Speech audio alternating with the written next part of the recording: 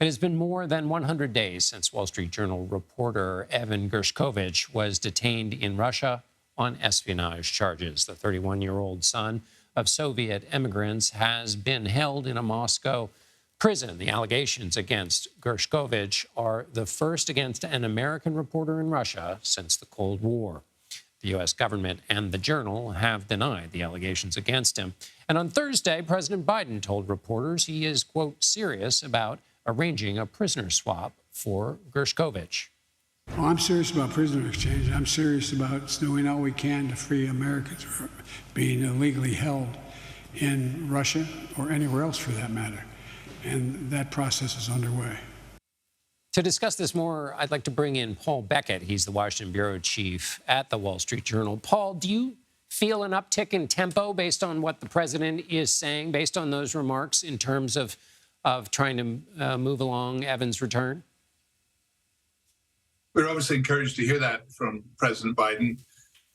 It does come just a few days after National Security Advisor Jake Sullivan said that there had been contact between the U.S. and Russia, but he saw no clear pathway to a resolution, unfortunately. So we appreciate the president's words. We hope there has been an uptick in activity. What we're really looking forward to is action and resolution. Have you had contact with the Biden administration, and is there anything that you've been able to do to move this along? We've obviously been trying very hard to keep this in the public eye so that Evan, as this process moves forward, is still top of mind, both for the public and for the administration.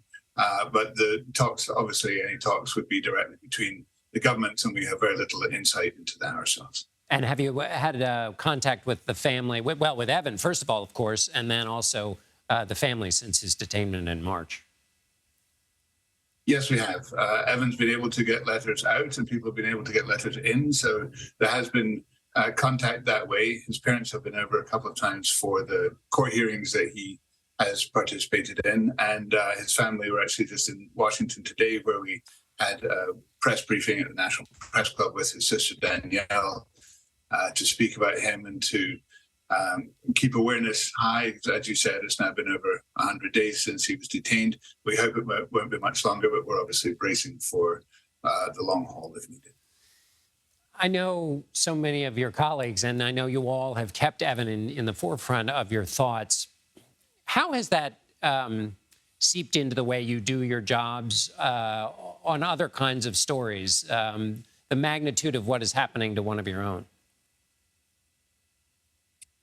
Safety and security of our reporters is something we always put as the top priority. It obviously reinforces that and really drives it home when one of your own is detained. So we're doing everything we can to deal with that internally and externally. I think it also really has resonated with the journalistic community writ large, because you see in China and in Russia and other countries, Iran, it's increasing harassment and detentions in some cases of reporters. And that is a new way of life as countries realize that they see some value, some leverage in taking reporters hostage. And that's a sad reality that every journalistic organization with foreign correspondents is going to have to deal with going forward.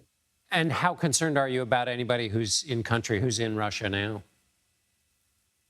Well, as you say, we have one reporter in Russia and he's behind bars. So right now, I don't think there is much foreign correspondency coming out of Russia. And given Russia's extraordinary influence on the world at the moment, on the future of America and the future of East-West relations, that's a huge void, and we're all the poorer for it.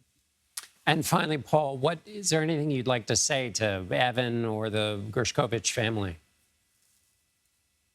That we're doing everything we can, and we have really a pledge of support to stick with them, stick with Evan until he is back to his family and back in the newsroom and able to carry on with his terrific career. Paul Beckett, Washington bureau chief at the Wall Street Journal. Thanks so much, Paul. Thank you.